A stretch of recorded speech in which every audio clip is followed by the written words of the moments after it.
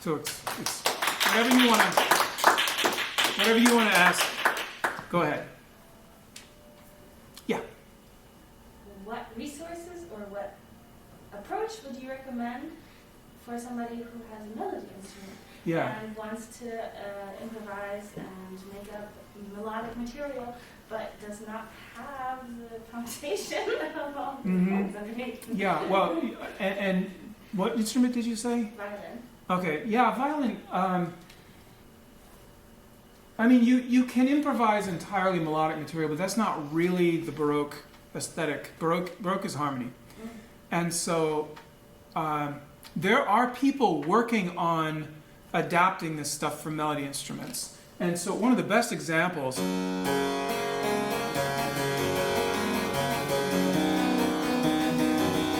is this sort of figuration where you actually can take a harmony. So what if you adapted that to RO?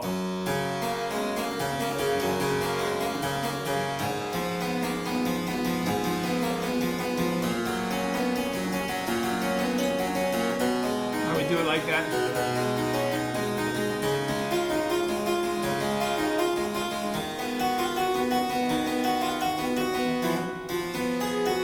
Or either one. I'll do this one.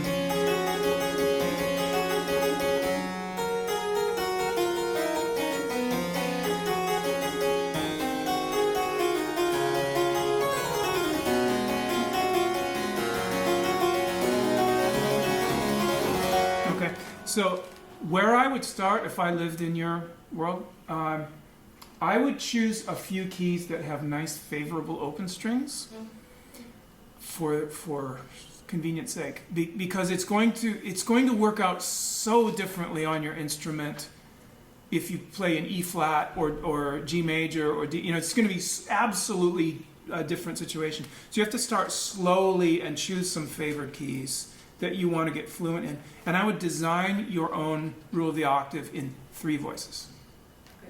Okay, you can hear how that would lie on the violin, right? What I'm doing, like, oh yeah, that's just this position. And then from there, once those structural notes, like once even just part, that's only part of rule of the octave. Even if that is in your head really well, now, okay, new meters, or how about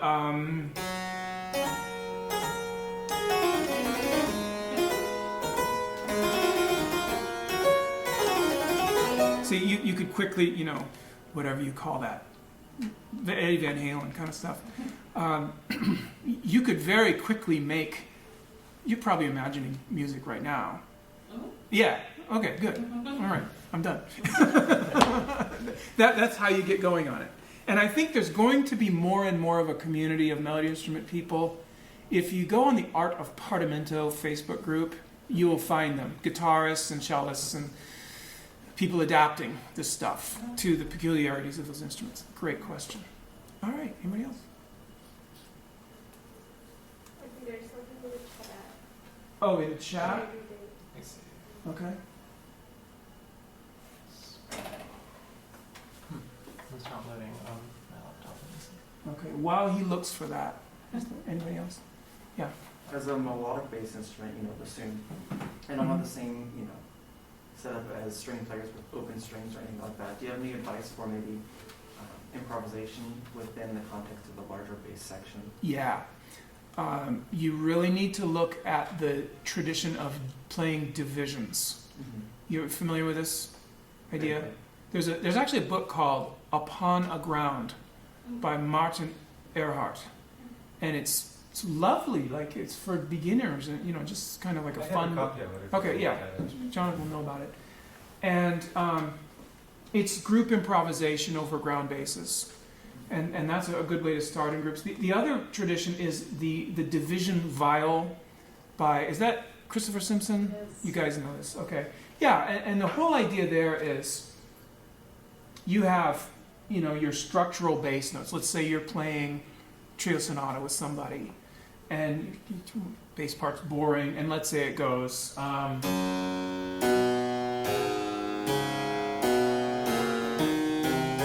something like that. Okay.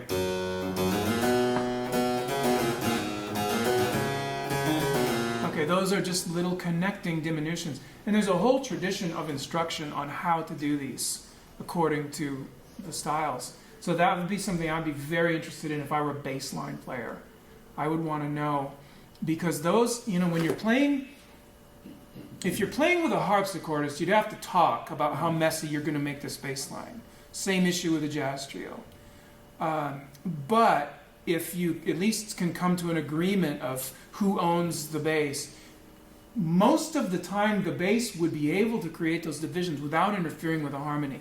It would not be that often that it would create nasty parallels unintentionally. So that would be a thing I would really want to explore, is to train my mind to recognize structural tones and then to have a library or a vocabulary of connecting material, from here to here. Just in different rhythms. I think that would be very exciting. Are we supposed to finish at 11:30? 12:45, I think, is when we... 12:45? Oh, good. Let's go. 15 more minutes. Did we find our question there? It wasn't a question in the chat. Okay, all right. Any other questions? Jonathan. I have a question. First of all, I wanted to thank you for the Uberlamento, which I learned about on Improv Planet. Sure. And when I did this harpsichord concerto a couple of months ago, and I made up a cadenza for it, that pattern is right in the concerto, and then you can just take it and play it in different keys, and it sounds much more difficult than it is. Yeah. More impressive than it is. I stole something from the Brandenburg. The other day I did a prelude and fugue in a concert, and I love to put big, ostentatious cadenzas at the end of fugues, because I'm a show-off and I have no taste. But and this is on a concert grand, it's on a big Steinway, so it's that kind of Bach-Busoni sound. And there's a thing in one of the Brandenburgs, it's probably a Tasto solo type of thing, where it's in 30-second notes, so it's something like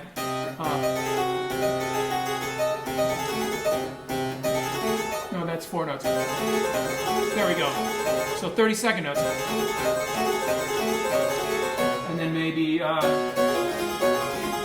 and then it switches to triplets. So from this, what key am I in?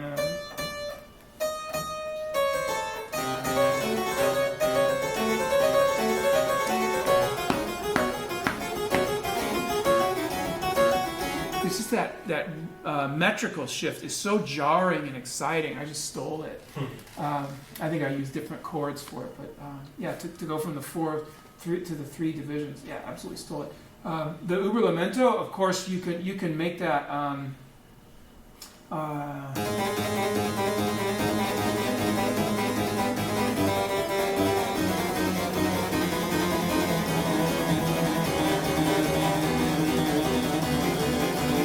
You can make it sound like almost anything you want to.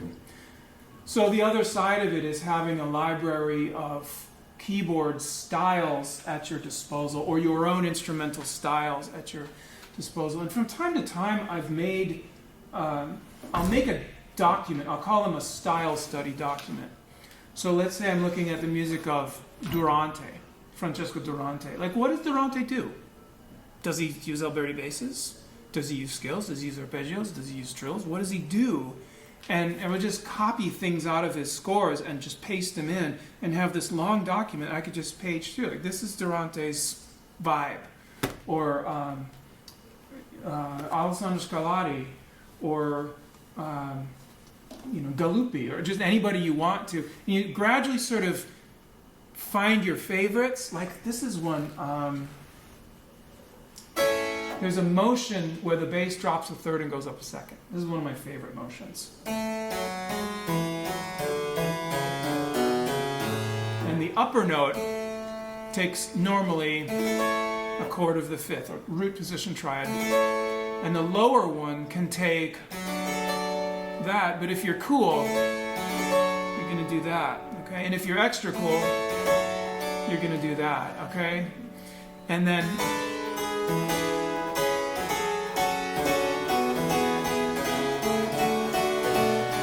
suspend that much because life is short. And anyway, Durante, if you start with the upper chord in third position, okay, so with the fifth on top, That's just a beautiful little. Play this.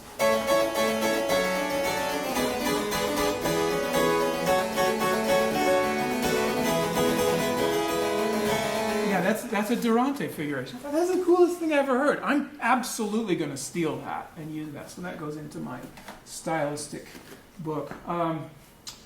There's certain things that just fit my hands that I can do without practicing. So you have to know that about yourself. When you show up late to the hall and you can't warm up, what stuff can you do that's idiot-proof? Okay? And by the way, I recently put together a course on 19th century preluding. You know, the little improvised introductions that they would do. So I studied all that stuff, Coleman and Czerny and Hummel and Moscheles and everybody. And Czerny was really funny. He's so practical. He says, here's why you do a prelude. You have just arrived at the hall and the piano may have broken keys or strings and you need to find out which ones work and which ones don't. And also you had a rotten carriage ride and your hands are cold, so you have to warm them up. And the audience will be talking and how will you shut them up? And so 3 reasons to play. So I love this pragmatic approach. So everybody's different. Everybody's hands are different. Things that I'm naturally gravitate toward is if I need to generate some rhythmic energy, the bass and then the neighbor tone. That's a really good one. You can also, like, let's say if you have parallel diminutions, parallel thirds or sixths.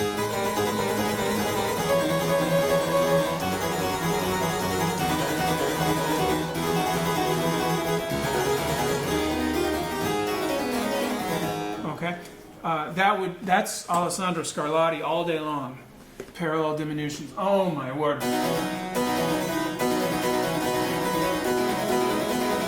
That kind of stuff. Okay. So you have to know where those are. You have to know when you're going to get yourself in trouble. Like if I try to do diminutions on the wrong notes, like here.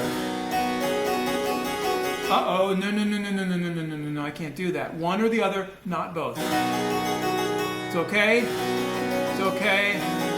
Not okay. Okay. So this is just something that takes time. You have to be at your instrument going, what if I do this? What if I do that? That sounds terrible. That sounds good. Keep this, throw that away. So there's just a lot of that sort of time wasting is involved in it to just find out stuff. It's not written anywhere really, I think. These little lessons. So other thoughts, questions? So I don't want to monopolize the discussion, but are there other people who want to speak?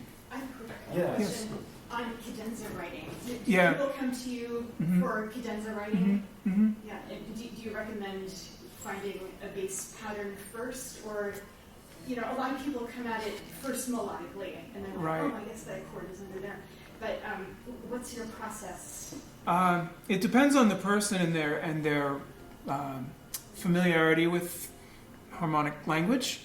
The wonderful thing about so much music of Baroque, Galant, classical is just how much of it is time wasters. How much time you can actually waste doing almost nothing and sound great. So there's a thing we call the TDO, tonic dominant oscillation. And it just back and forth between tonic and dominant. So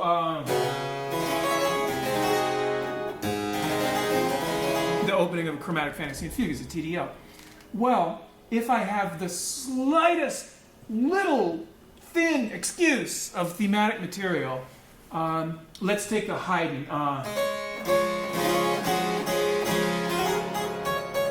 Okay, from the D major Haydn concerto. So,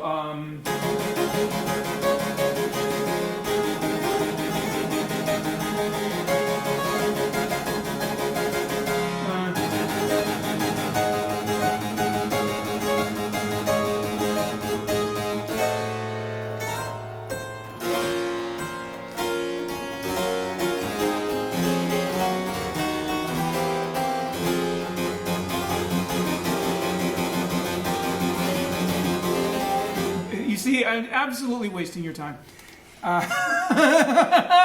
but it sounds like real music. Because it is real music, because real music is made of such things.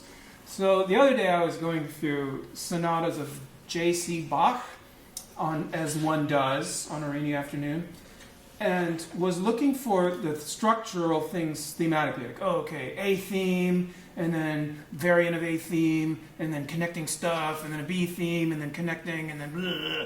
No, it was like one time the theme, a whole bunch of figurations for tonic dominant for half a page.